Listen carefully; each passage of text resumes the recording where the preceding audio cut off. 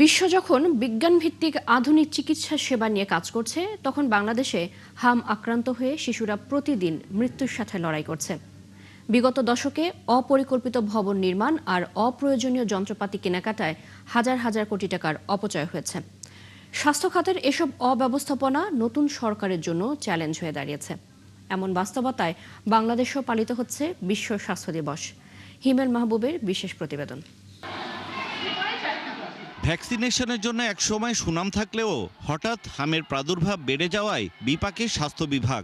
অধিদপ্তরের তথ্য মতে গত 22 দিনে হাম আক্রান্ত হয়ে 118 শিশু মারা গেছে। সারা দেশের হাসপাতালে চিকিৎসা নিচ্ছে হাজার হাজার শিশু। যদি টিকাটা কন্টিনিউ করতো মিজেলসের, তাইলে কিন্তু এটা হতো না। ওই 4 বছরের গ্যাপটার কারণে হয়েছে।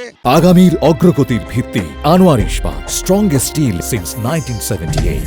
আইসিইউ এর অভাবে প্রতিদিন যেখানে মৃত্যুর খবর শিরোনাম হয়, সেখানে দেশের বিভিন্ন হাসপাতালে বাক্সবন্দী হয়ে পড়ে থেকে নষ্ট হচ্ছে যন্ত্রপাতি। দক্ষ জনবলের অভাবে চালু করতে পারি নাই। আরও 10 বেডের হ্যান্ডওভার হয় নাই। দেশের বিভিন্ন মেডিকেল কলেজ হাসপাতাল এবং জেনারেল হাসপাতালে অপরিকল্পিতভাবে ভবন নির্মাণ করা হয়েছে। প্রয়োজন না থাকলেও কেনা হয়েছে যন্ত্রপাতি। যন্ত্র না দিয়ে বাক্স দেওয়ার ঘটনা নতুন কিছু নয়। এরকম একটা ঘটনা শুনেছি এবং আমি আসার পরে জানি যে পিডি নামে একটা মামলা আছে।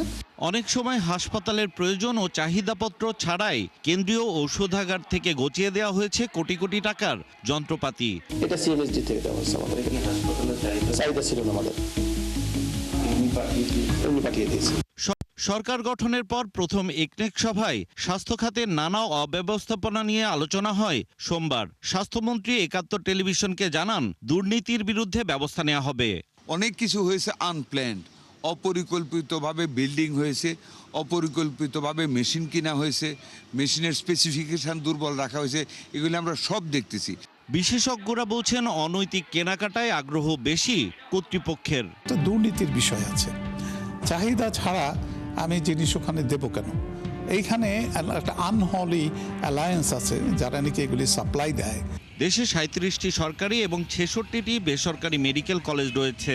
অনেকগুলোর মান এবং শিক্ষার পরিবেশ নিয়ে প্রশ্ন রয়েছে। নেই পর্যাপ্ত শিক্ষকও। এর মধ্যে নতুন সরকারের আরও কয়েকটি মেডিকেল কলেজ নির্মাণের পরিকল্পনা নিয়ে প্রশ্ন উঠেছে। ইনফ্রাস্ট্রাকচার নাই, হোস্টেল নাই, একাডেমিক বিল্ডিং নাই, শিক্ষক নাই। এখন মেডিকেল কলেজ আবারও যদি করা হয়, তাহলে এটা জাতির কোনো সুফল দিবে না। এমন বাস্তবতায় দেশে পালিত হচ্ছে বিশ্ব স্বাস্থ্য দিবস। এবারের প্রতিপাদ্য, স্বাস্থ্যসেবায় বিজ্ঞান, সুরক্ষিত সকল প্রাণ। হিমেল মাহবুব, ৭১, ঢাকা।